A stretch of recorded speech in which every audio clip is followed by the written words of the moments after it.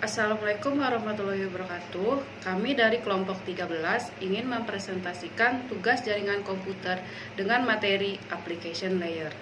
Yang sebelumnya yang saya hormati Bapak Salman Al-Parisi, MKom, selaku dosen mata kuliah jaringan komputer.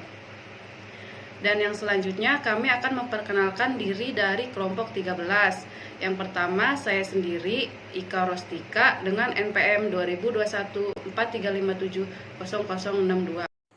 Saya Adi Nuswan Resitorus dengan nomor paket mahasiswa 2021-435-70036. Saya Muhammad Arif Musahmadi, NPM 2021-4357-0009. Di sini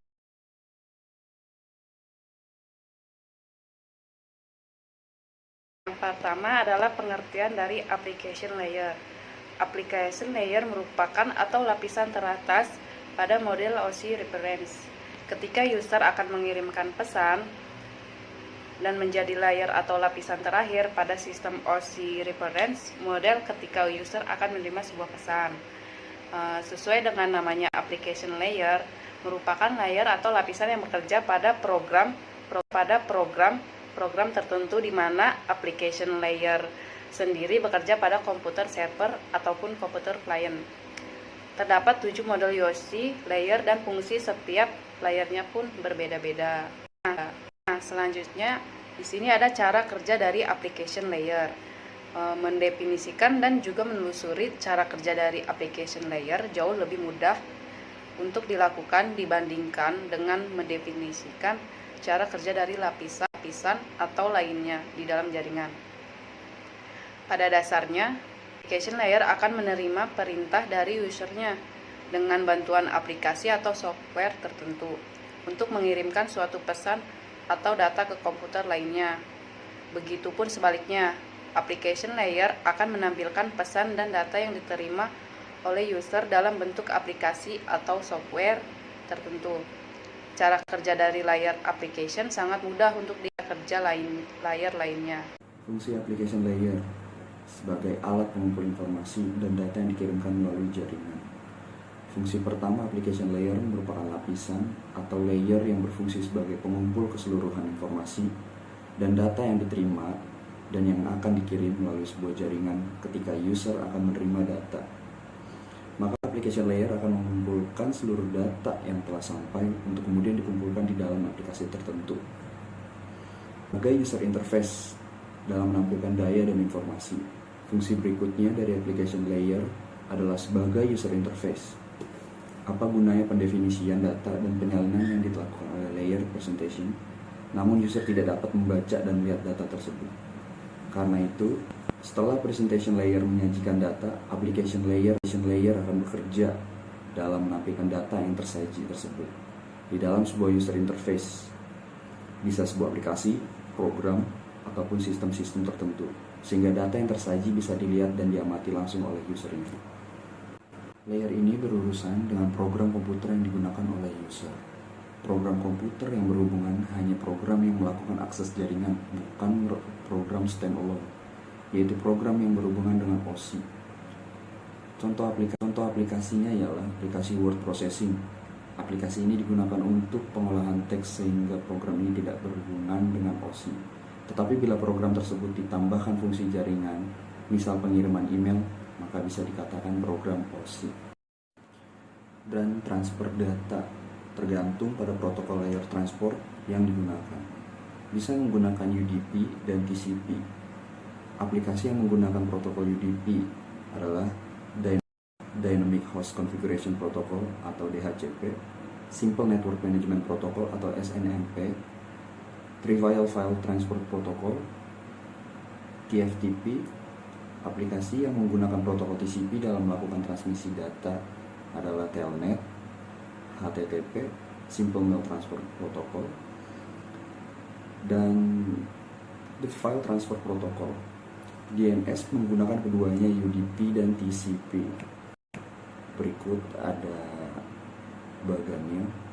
Di situ aplikasi layer bisa menggunakan FTP, Telnet, SMTP, DNS, TFTP, SNMP, ada port numbernya juga. Di situ ada transport layernya, TCP UDP, dan sebelah kanan bawahnya yang kecil itu TCP UDP masuk ke IP, protokol number.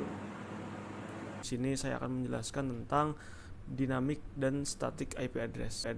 Yang pertama, saya ingin membahas tentang perkembangan protokol IP dinamis. Ya. Sampai dengan tahun 1985 itu ada namanya RARP atau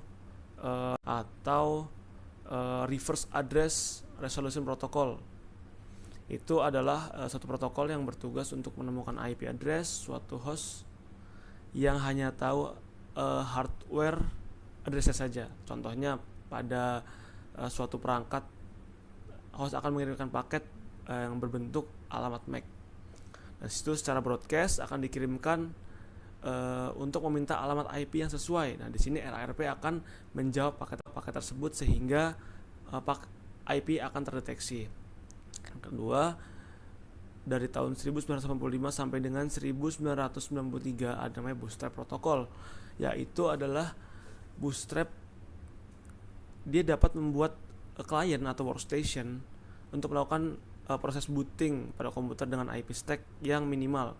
Nah, sehingga bisa mendapatkan IP address dan alamat gateway serta nama server dari sebuah bootstrap server ini.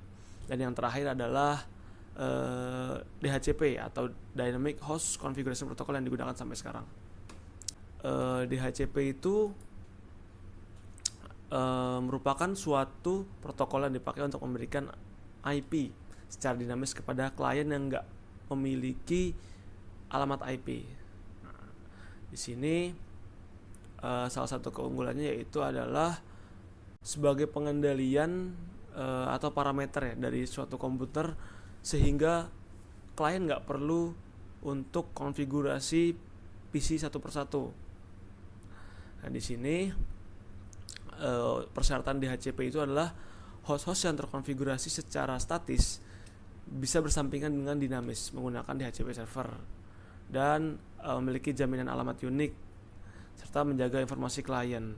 Dan jika klien booting, sedapat mungkin dapat diberikan IP yang sama selama IP tersebut belum dipakai oleh komputer lain. Dan yang berikutnya adalah penjelasan tentang IP statis, yaitu adalah IP yang tetap berada di suatu lokasi pilihan. Dengan cara ini Anda dapat membypass batasan tertentu, dan tentunya masalah autentikasi dan traffic atau tabrakan IP itu lebih kecil kemungkinannya. Jadi untuk secara praktis dapat menggunakan DHCP, namun jika ingin mendapatkan IP yang pasti dapat menggunakan IP statis. Ya, sekian presentasi dari kelompok kami. Kurang lebihnya mohon maaf.